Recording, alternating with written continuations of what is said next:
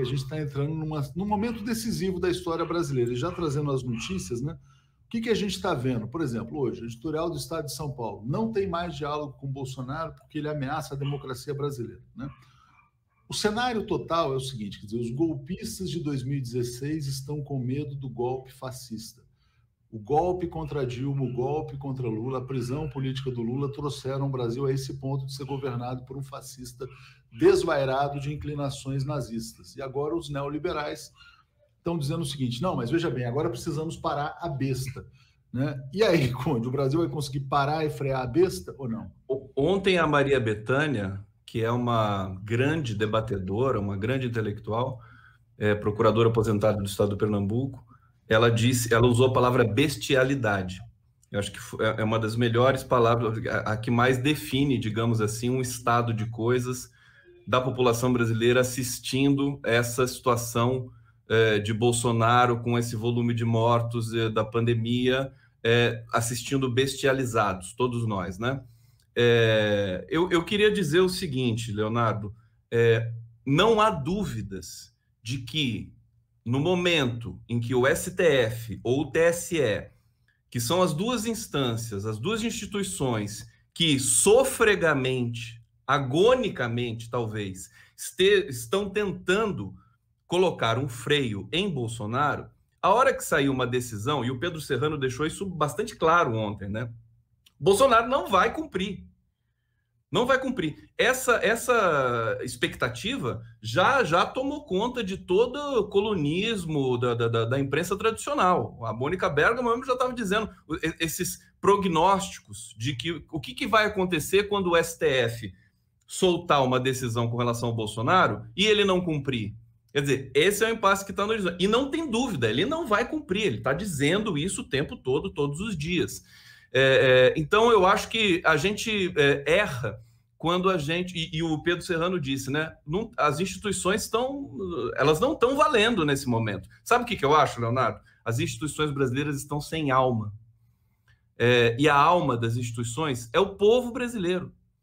E é isso que o Serrano também disse. A gente precisa ocupar as ruas de maneira muito mais forte do que nós estamos ocupando nesse momento, sábado, aí um mês tem outra e tal, essa coisa que, enfim, faz parte, é bonito, mas precisa ser uma coisa mais, eu diria, chilena, para a gente poder ter um pouco mais de alma na ação das instituições, porque o próprio STF, a gente percebe, o Luiz Roberto Barroso, eles ficam um pouco acuados diante de tudo isso. Eles emitiram as decisões, abriram os inquéritos, mas acho que está faltando um ingrediente em tudo isso aí, que é o povo brasileiro na rua.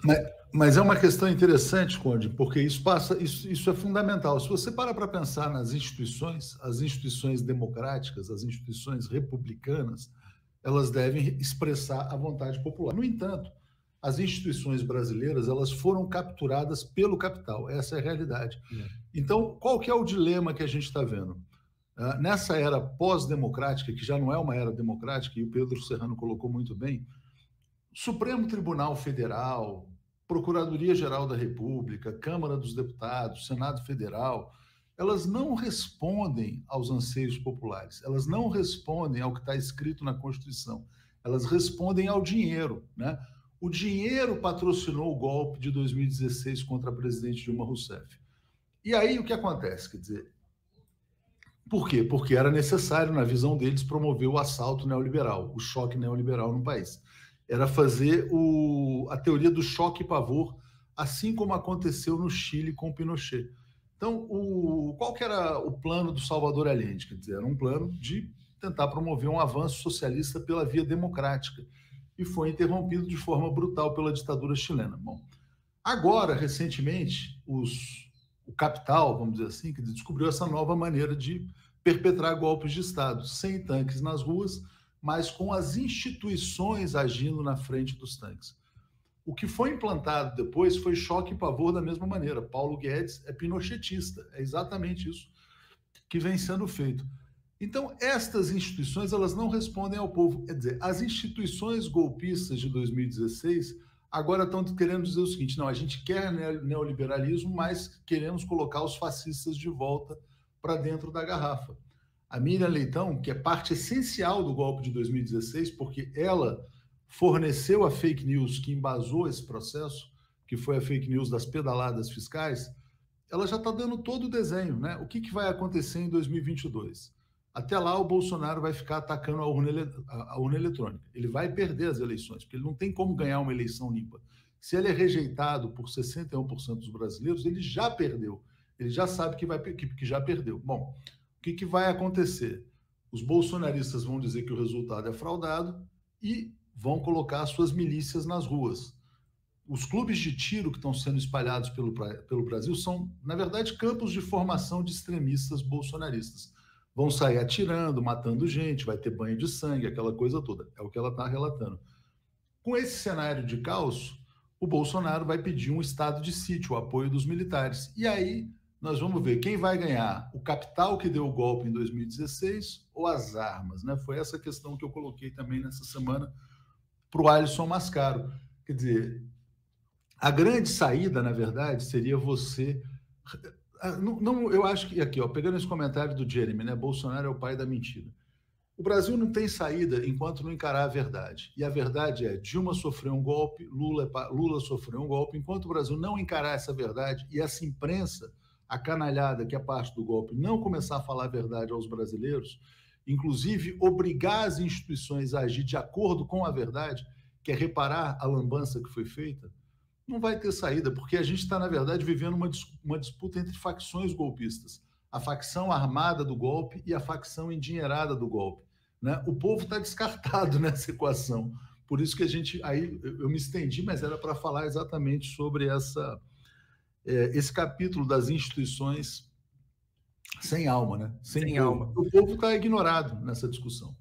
Pois é, tá descasado, né? E você fala muito bem, quer dizer, essa coisa das instituições, do Poder Judiciário representar o capital. Isso está na tese, inclusive, do próprio Serrano, enfim, do Rubens Casara, o Estado neoliberal, né? Antidemocrático de direito. Eu acho que quando a gente vê o Michel Temer participando de um encontro no INSPER, defendendo o processo eleitoral, acende o sinal de alerta. Quer dizer, esses caras defendendo a democracia agora, tudo bem, é bem-vindo, vamos defender, porque a situação ficou realmente crítica, né? Saiu do controle, vamos dizer assim, desses grupos empresariais. Eu, por exemplo, eu vi aquele manifesto dos grandes empresários, banqueiros intelectuais. Sabe, qual é a credibilidade de um manifesto desse? Inclusive, no próprio manifesto, eles usam o pronome possessivo para designar o povo brasileiro. Nossos mais de 200 milhões de habitantes. Puxa, olha que interessante, eu reparei nesse detalhe. Oi? Muito, muito importante esse detalhe, quer dizer, nossos 200 milhões de habitantes, nosso gado, né? São deles, eles são donos do Brasil, eles se acham donos do Brasil.